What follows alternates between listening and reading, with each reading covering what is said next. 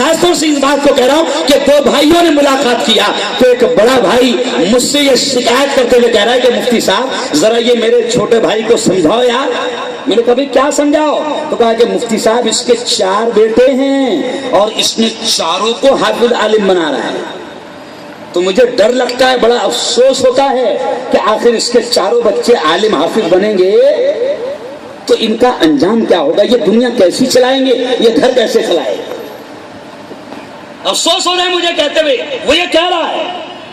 تو جیسے اس نے کہا تو فوراً میں اس کو سمجھانے لگا اور میں نے کہا کہ میرے بھائی سن, ہم ایمان والے ہیں, ہم قرآن کو ماننے والے ہیں, ہم نبی کی باتوں پر ایمان رکھتے ہیں.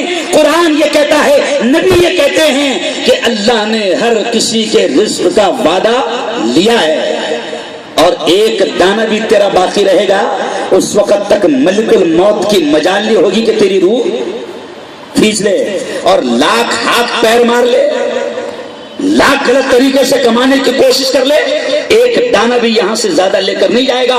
پھر مولانا ذوالفقار نقشبندی کی وہ بات کہ ایسے ہی واقعہ حضرت شیخ ذوالفقار نقشبندی نے بیان کیا ہے کہ ان کے پاس ایک شخص آتا ہے اور کہتا ہے کہ حضرت یہ آپ کے مدرسے میں اتنے سینکڑوں بچے حافظ اور عالم بن رہے ہیں تو مجھے تھوڑا سا ایسا محسوس ہوتا ہے کہ یہ اتنی کھیت کی کھیت تیار ہو رہی ہے, یہ اتنے تیار ہو رہے ہیں تو ان کا دنیا کا معاملہ کیسا رہے گا, یہ کیا کھائیں گے, کیا کمائیں گے. تو مولانا ذوالفقار نقشبندی نے بڑے پیارے انداز میں مسکراتے ہوئے کہا, بڑی پیاری مثال کے ذریعے سے مولانا نے سمجھایا کہ میرے بھائی ذرا سن, ذرا سن.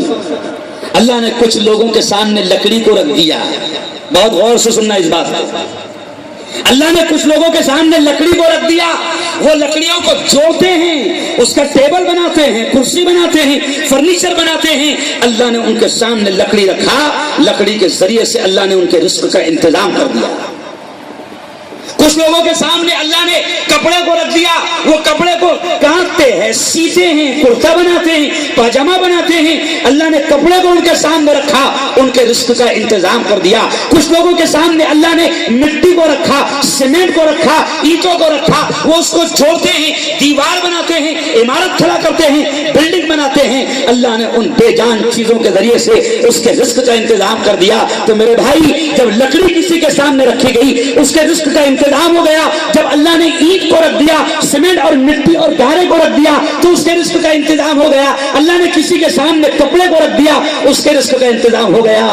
تو کیا جس کی نگاہوں کے سامنے اور جس کے دل اور دماغ میں اللہ نے قرآن پاک کو رکھا, کیا اللہ اس کے رزق کا انتظام نہیں کرے گا؟